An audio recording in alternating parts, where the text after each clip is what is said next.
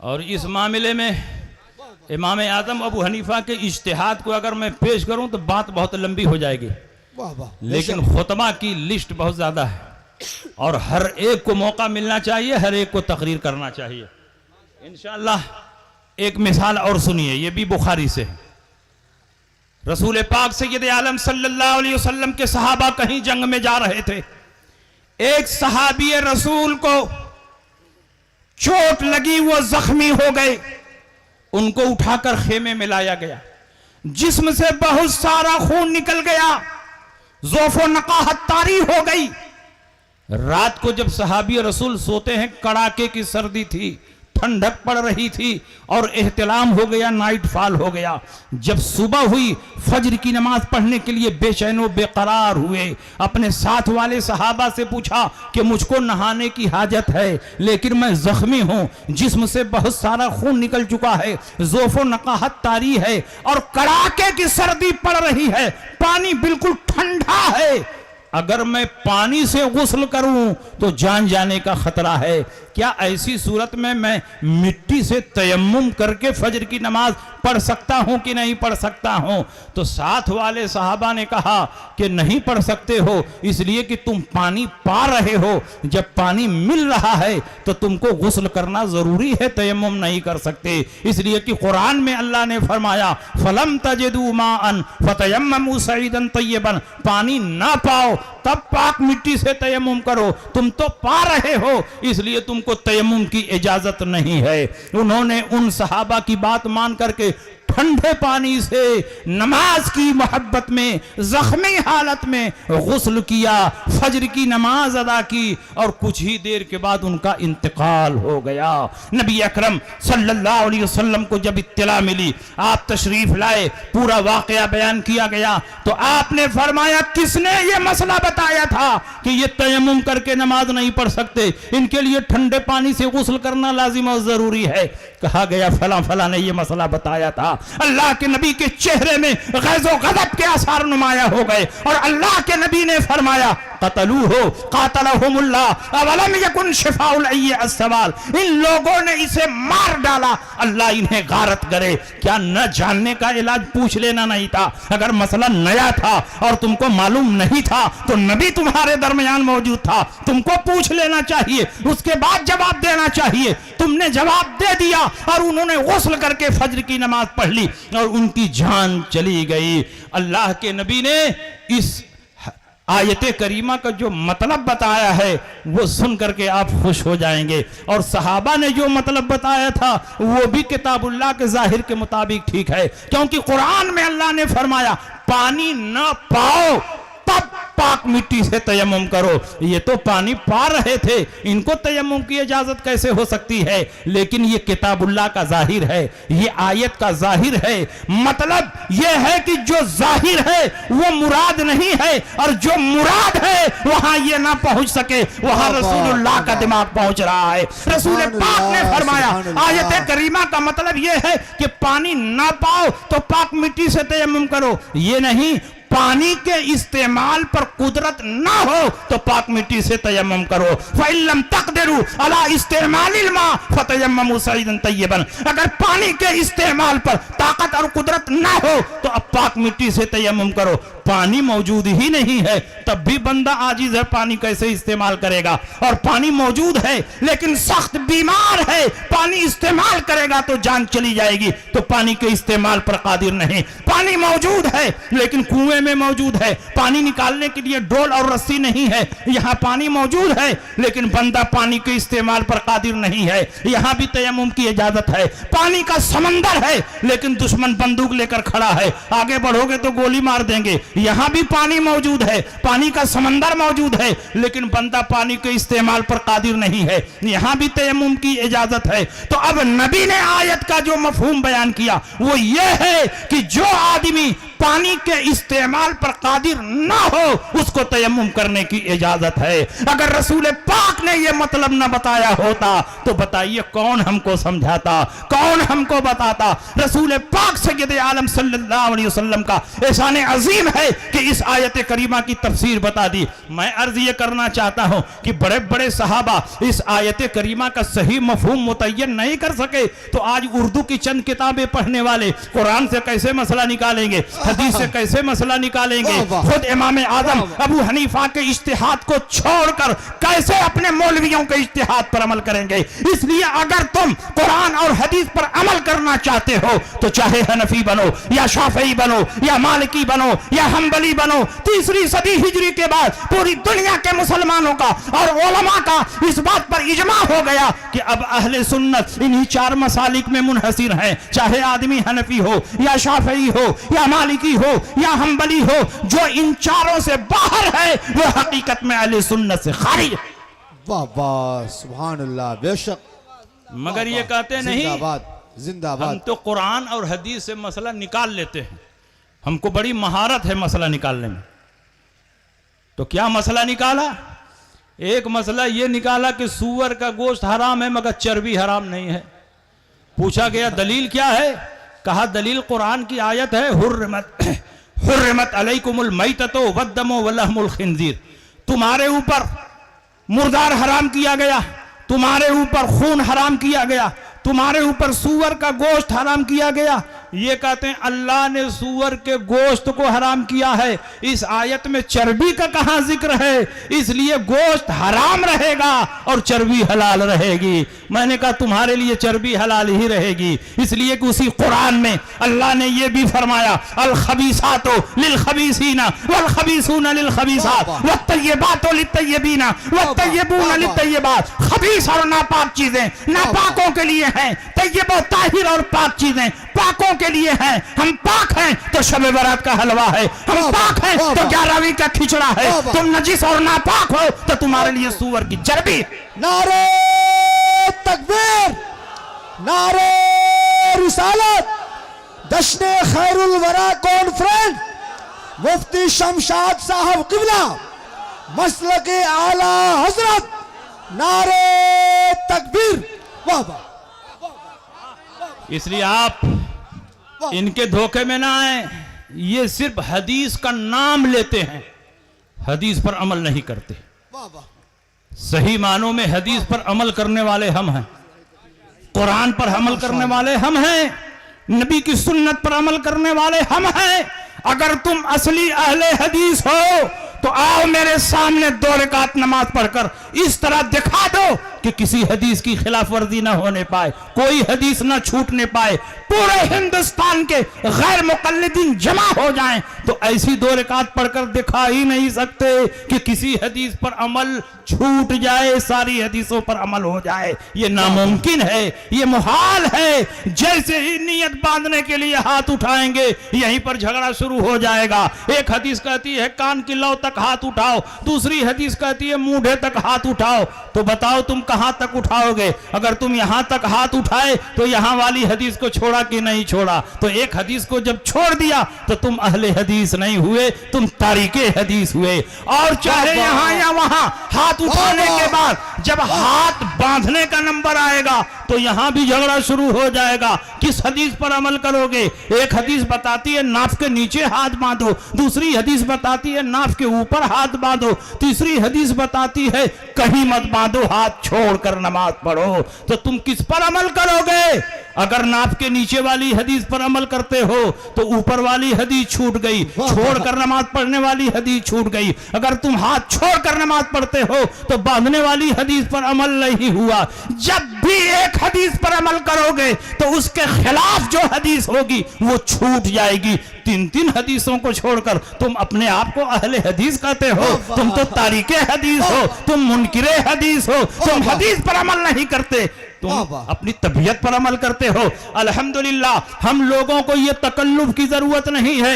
जहां जहां हदीसों में टकराव होता है तो हम ये तलाश करते हैं कि रसूलुल्लाह की सुन्नत क्या है, इसलिए कि हम अहले हदीस नहीं हैं, अहले सुन्नत हैं। जब बात बांधने का नंबर आया तो हमने देखा कि 4 हदीसें मौजूद हैं। एक हदीस बताती है नाफ के नीचे हाथ बांधो, एक हदीस बताती है नाफ के ऊपर हाथ बांधो, एक हदीस बताती है हाथ छोड़कर नमाज पढ़ो, और एक हदीस जो सबसे ज्यादा ज़ईफ और कमजोर है वो ये है कि सीने पर हाथ बांधो। तो ज़ईफ लोगों ने इसी ज़ईफ हदीस को पकड़ लिया और कहा हम इसी हदीस पर अमल करते हैं। ये 4 हदीसें हैं, लेकिन हमें तकल्लुफ में पढ़ने की जरूरत नहीं, क्योंकि इन 4 हदीसों में सुन्नत क्या है वो हमने तलाश कर लिया, वो हमने पा लिया। हजरत अली फरमाते हैं फ़इन्न मिन सुन्नति वज़अल यमीन अलल यसार तसुर्रा, ये बात सुन्नत से है कि दाहिने हाथ को बाएं हाथ पर रखकर नाफ के नीचे बांधा जाए। वो सिर्फ हदीस है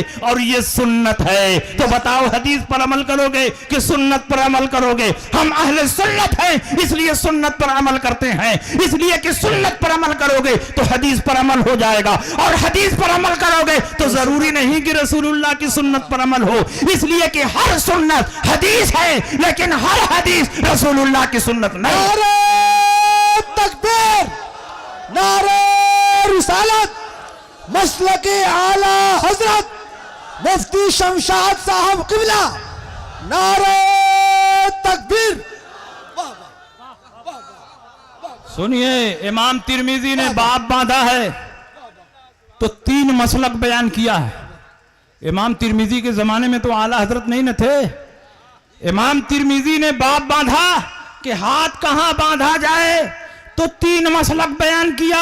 पहला मसलक अबू हनीफा और उनके मानने वालों का, और वो हाथ के नीचे बांधते हैं। दूसरा मसलक इमाम शाफी और उनके मानने वालों का, वो नाफ के ऊपर हाथ बांधते हैं। तीसरा मसलक इमाम मालिक का, वो हाथ छोड़कर नमाज पढ़ते हैं। इमाम तिरमिजी ने चौथा कोई मसलक ही नहीं बयान किया, चौथी कोई हदीस ही नहीं बयान की। अगर चौथी कोई हदीस साबित होती और चौथा कोई मसलक साबित होता तो इमाम तिरमिजी इतने बड़े मुहद्दिस हैं, लाखों हदीसों के हाफिज हैं, वो जरूर फरमाते कि चौथा मसलक फला का है और वो है सीने पर हाथ बांधना, लेकिन ये उन्होंने नहीं बयान किया। इसका मतलब उनकी नजर में सिर्फ 3 हदीसें साबित थी, चौथी हदीस साबित नहीं है। जो साबित नहीं है उसी पर ये नासाबित अमल कर रहे हैं। जिस हदीस का कोई वजूद नहीं है उसी हदीस पर ये अहले हदीस अमल कर रहे हैं। जो हदीस ज़ईफ और कमजोर है, जो हदीस मुनकर है, उसी हदीस पर ये अमल कर रहे हैं। मैं तुमसे पूछना चाहता हूं,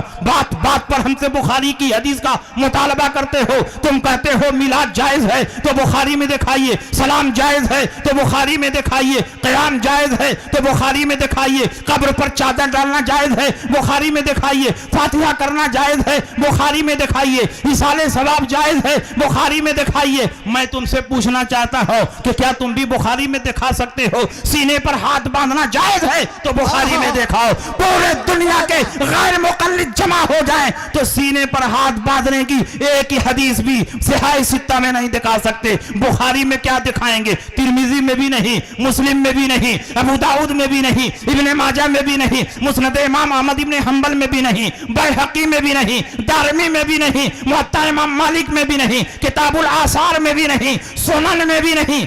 इनकी एक किताब है सही इब्ने खुज़ैमा। एक गैर मुक़ल्लिद से पूछा, बताओ हमसे बात बात पर रसूल पाक की हदीस का मुतालबा करते हो और वो भी बुखारी वाली हदीस चाहिए। ऐसा लगता है कि रसूल पाक ने अपने ज़माने में फरमाया था कि सिर्फ बुखारी की हदीस पर अमल करना और किसी हदीस पर अमल न करना। अगर रसूल पाक का ऐसा कोई कौल हो तो पेश करो। नबी के ज़माने में न बुखारी शरीफ थी न इमाम बुखारी थे। 3री सदी हिजरी में बुखारी लिखी गई, 3री सदी हिजरी में इमाम बुखारी पैदा हुए।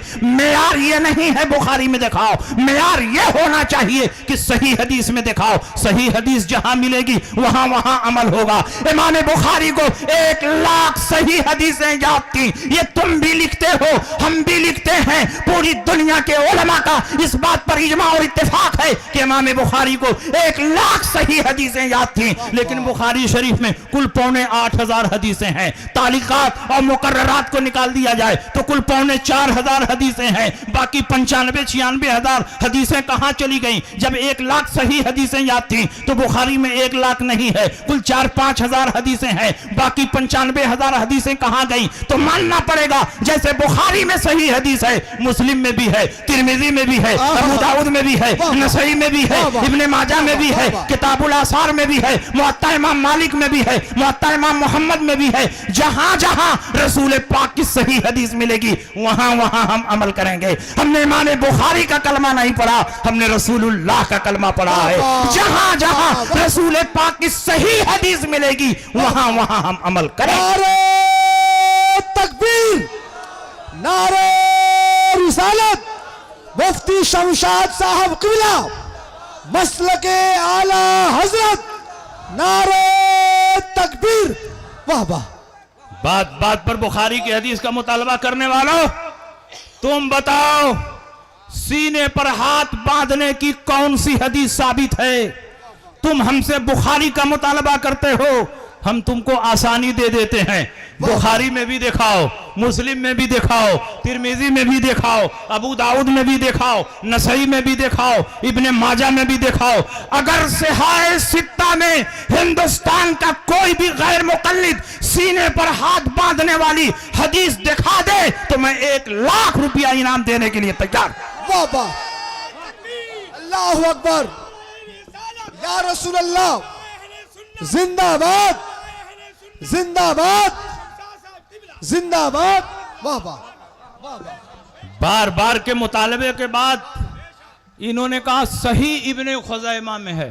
واہ واہ. اتنی ساری کتابیں چھوڑ کر صحیح ابن خزیمہ میں پہنچ گئے. واہ واہ. کیا بخاری کی حدیث عمل کرنے کے لائق نہیں تھی؟ مسلم کی حدیث پر نہیں عمل کر سکتے تھے؟ ترمذی, ابو داؤد, نسائی, ابن ماجہ کی حدیث پر نہیں عمل کر سکتے تھے؟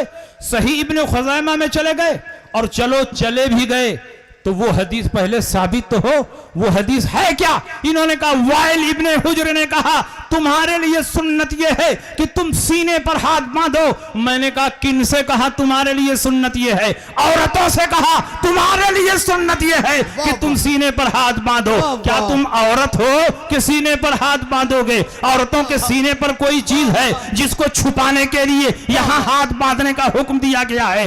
رسول پاک سید عالم صلی اللہ علیہ وسلم یہ پسند فرماتے ہیں کہ عورت اگر ایک طرف اللہ کی عبادت کر رہی ہے تو دوسری طرف اس کی پردہ پوشی بھی ہونی چاہیے. عورت کو پردہ پوشی کی وجہ سے حکم دیا گیا کہ تم سینے پر ہاتھ باندھو, فَإِنَّهُ أَسْتَرُ لَهُنَّ, کیونکہ اس میں تمہاری پردہ پوشی زیادہ ہے. عورت جب نماز پڑھے تو اللہ کی عبادت بھی کرے, پردہ پوشی بھی کرے. جب سینے پر ہاتھ باندھے گی تو پردہ پوشی بھی ہوتی رہے گی, عبادت بھی ہوتی رہے گی. تمہارے سینے پر کیا ہے جس کو چھپانے کے لیے تم یہاں ہاتھ رکھے ہوئے ہو؟ تم کیا اس حدیث پر عمل کر رہے ہو؟ یہ حدیث عورتوں کی ہے, اس پر عورتوں کو عمل کرنا چاہیے. تم مرد ہو تو مردوں والی حدیث پر عمل کرو. علی فرماتے ہیں سنت یہ ہے کہ دائیں ہاتھ کو بائیں ہاتھ پر رکھ کر ناف کے نیچے باندھنا چاہیے. مرد ہو تو مردوں والی حدیث پر عمل کرو, اور عورت ہو تو عورتوں والی حدیث پر عمل کرو, اور دونوں کے بیچ میں ہو تو جس پر چاہو عمل کرو. نعرہ تکبیر,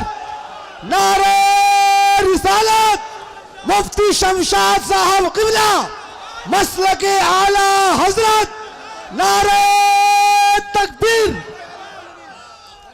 رد غیر مقلدین, نعرہ تکبیر. واہ واہ. ارے مولانا صبغت اللہ صاحب کا بھی نعرہ لگاؤ, یہی تو مزاج دے رہے ہیں. واہ واہ, بہت خوب حضرت. اب علامہ عبدالعزیز خان صاحب چلے گئے, حضرت علامہ شفیع القادری چلے گئے, واہ واہ. تو اب پورے سیوان کی ذمہ داری کن کی ہے؟ مولانا صبغت اللہ صاحب مصباحی کی ذمہ داری. اللہ اکبر. اس لیے ضروری ہے کہ اب حضرت پوری مضبوطی کے ساتھ پورے سیوان کی قیادت کریں, اور پالیسی بالکل صاف ستھری ہو, لوچ پوچ نہ ہو, ٹناٹن مسلک اعلیٰ حضرت کی حمایت میں ہمیشہ کھڑے رہیں. انشاءاللہ ہم لوگ ان کی حمایت میں کھڑے ہیں.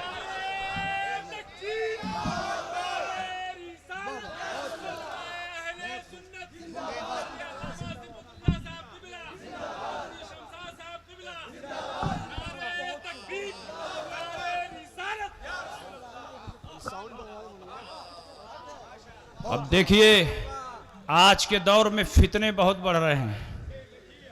ان سارے فتنوں کا منہ توڑ جواب مسلک اعلی حضرت ہے. صلح کلیت بڑی تیزی کے ساتھ بڑھ رہی ہے. ایسے لوگوں کی تعداد کم نہیں ہے جو کہتے ہیں کسی کو برا بھلا نہ کہو, وہ اپنی مسجد میں ہم اپنی مسجد میں, ان کا ایمان ان کے ساتھ ہمارا ایمان ہمارے ساتھ, ان کا عمل ان کے ساتھ ہمارا عمل ہمارے ساتھ. ایسے لوگ بہت پیدا ہو چکے ہیں جو صلح کلیت کو بڑھاوا دے رہے ہیں. کسی کلمہ گو کو کافر نہ کہو, کسی کلمہ گو کو برا بھلا نہ کہو, کسی کلمہ گو پر اعتراض نہ کرو. جلسوں میں کسی کے خلاف تقریر نہیں ہونی چاہیے, سارے کلمہ گو کو ملا کر چلنا چاہیے. میں آپ سے پوچھنا چاہتا ہوں, اگر ہر کلمہ گو حق پر ہوتا, ہر کلمہ گو مسلمان ہوتا, تو نبی اکرم صلی اللہ علیہ وسلم کے وصال کے بعد صدیق اکبر خلیفہ ہوئے, اور جیسے ہی خلیفہ ہوئے کچھ لوگوں نے زکوٰۃ کی فرضیت کا انکار کر دیا اور کہا ہم نماز پڑھیں گے, روزہ رکھیں گے, لیکن زکوٰۃ نہیں دیں گے. زکوٰۃ کی فرضیت کے منکر ہو گئے. حضرت صدیق اکبر نے فرمایا جو زکوٰۃ کی فرضیت کا منکر ہو گیا میں اس سے جہاد کروں گا. اگر نبی کے زمانے میں بکری کا ایک بچہ بھی دیتے تھے تو جب تک وہ ادا نہیں کر لیں گے میں ان سے جہاد کروں گا. حضرت عمر نے کہا آپ کیسے ان سے جہاد کریں گے, وہ تو کلمہ پڑھتے ہیں. اور نبی نے فرمایا من قال لا الہ الا اللہ فقد دخل الجنہ, جس نے لا الہ الا اللہ پڑھ دیا وہ جنت میں چلا گیا. تو یہ تو جنتی لوگ ہیں, ان سے کیسے آپ جہاد کریں گے. لیکن قربان جائیے صدیق اکبر رضی اللہ تعالی عنہ کے علم پر کہ جہاں بڑے بڑے صحابہ حیران تھے, صدیق اکبر نے ان کی رہنمائی فرمائی. حضرت صدیق اکبر نے فرمایا کہ جب دو حدیث ہو, ایک حدیث مختصر ہو اور ایک حدیث تفصیلی ہو, تو دونوں کو ملا کر کے مطلب نکالنا چاہیے. دوسری حدیث میں رسول پاک نے فرمایا من قال لا الہ الا اللہ فقد عصم منی مالہ و دماءہ الا بحق الاسلام, جس نے لا الہ الا اللہ پڑھ لیا اس نے اپنی جان کو محفوظ کر لیا, اپنے مال کو محفوظ کر لیا.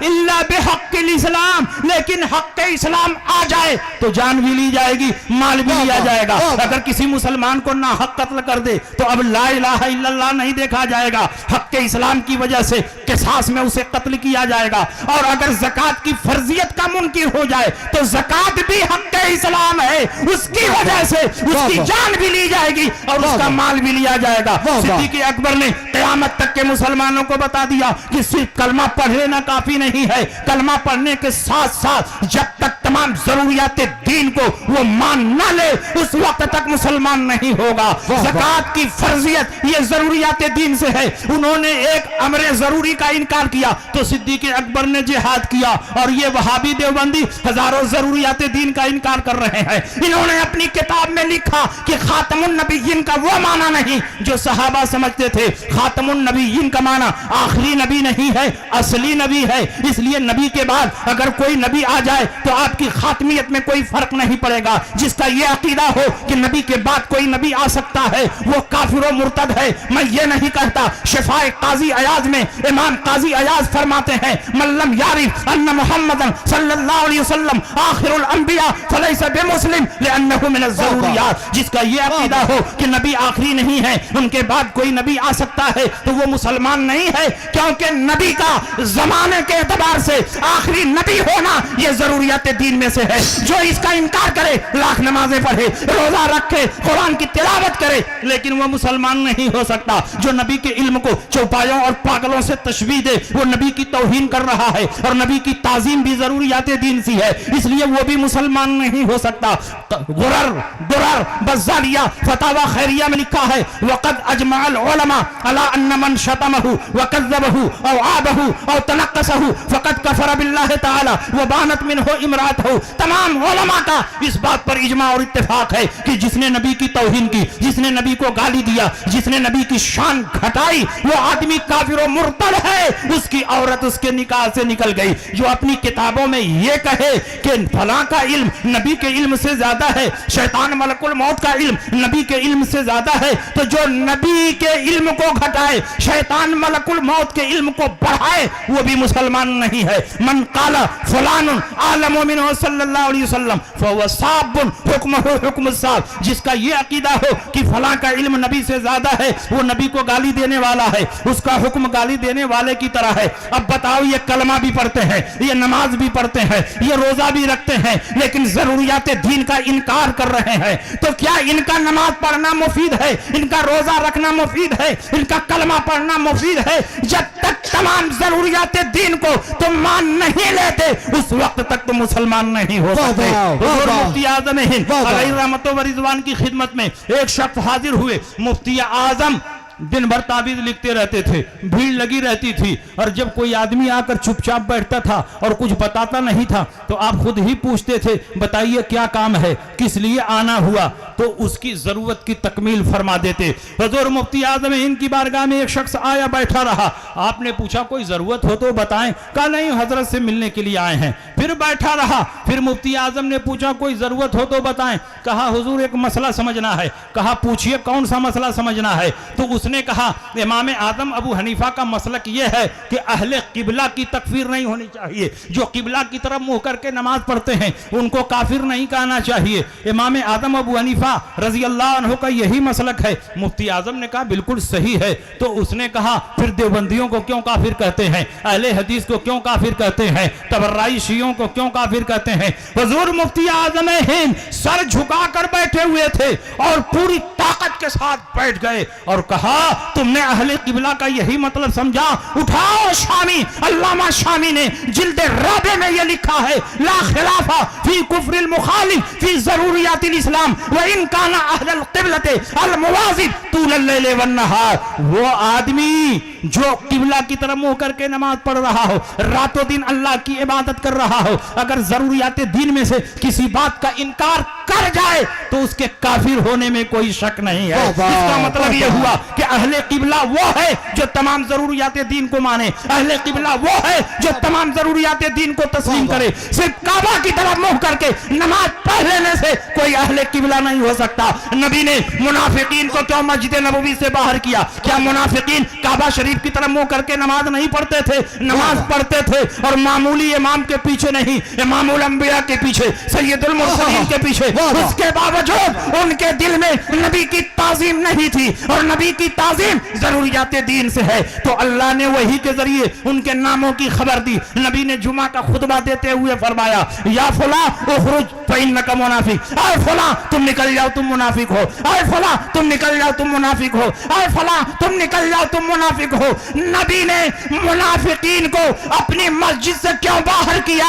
वो तो नबी के साथ जिहाद करते थे, मस्जिद नबवी में नमाज पढ़ते थे, काबा की तरफ मुंह करके नमाज पढ़ते थे, इसलिए कि उनके दिल में नबी की ताजीम नहीं थी। नबी की ताजीम जरूरियात दीन से है। इसका मतलब जो कलमा पढ़े और नबी की ताजीम ना हो, कलमा पढ़े अपनी किताबों में तौहीन करे, कलमा पढ़े नबी के इल्म को चौपायों और पागलों से तशबीह दे, कलमा पढ़े और जरूरियात दीन का इनकार करे, कलमा पढ़े और नबी के बाद नए नबी के आने को मुमकिन जाने, कलमा पढ़े शैतान मलकुल मौत के इल्म को बढ़ाए, कलमा पढ़े नबी के मिलाद को कन्हैया के जन्मदिन से तशबीह दे, कलमा पढ़े सामने खाना रखकर फातिहा पढ़ने को वैद पढ़न से ताबीर करे, कलमा पढ़े नबी को मरकर मिट्टी में मिलने वाला बताए। ऐसा आदमी लाख कलमा पढ़े लेकिन मुसलमान नहीं हो सकता। नारे तकबीर, नारे रिसालत, मुफ्ती शमशाद साहब किबला मसलके आला हजरत। इसलिए ऐसे